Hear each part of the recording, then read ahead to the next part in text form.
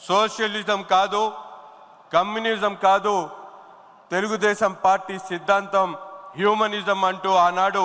అన్న నందమూరి తారక రామారావు గారు, నేడు మనందరి ప్రియతమ నాయకులు చంద్రబాబు నాయుడు గారు ఈరోజు మనుషులు మతం ముఖ్యం కాదు మనుషులు అంటూ రేపు మనందరికి కూడా నాయకుడిగా ఉన్నటువంటి లోకేష్ గారు ముస్లింల మైనారిటీలను నా కంటికి రెప్పలా కాపాడుకుంటాను అంటూ యువగళం పాదయాత్ర ద్వారా ప్రతి ఒక్క ముస్లిం సోదరుడు కూడా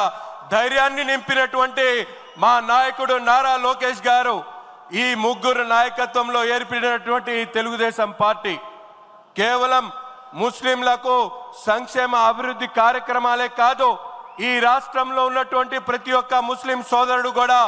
గర్వంగా నేను తెలుగుదేశం పార్టీ కార్యకర్తని, నాయకుడిని అని చెప్పుకునేటువంటి విధంగా ఆనాటి నుంచి నేటి వరకు కూడా ఎన్ని ఇబ్బందులు పెట్టినా, ఎన్ని కష్టాలు వచ్చినా ఎత్తినటువంటి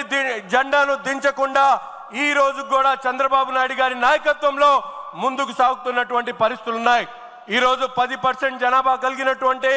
మన ఈ ఆంధ్ర రాష్ట్రంలో ముస్లింలు వెనకబడి ఉన్నారు. ఆనాడు ఏదైతే స్వాతంత్రానికి ముందు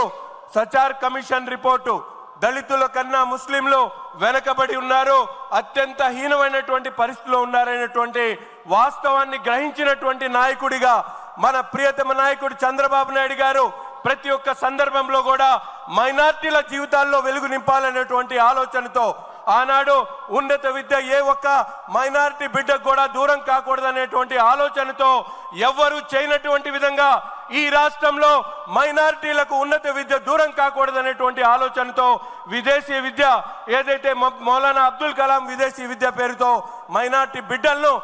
ఫారిన్ పంపించి చదివించినటువంటి మహానుభావుడు మన నాయకుడు చంద్రబాబు నాయుడు గారు.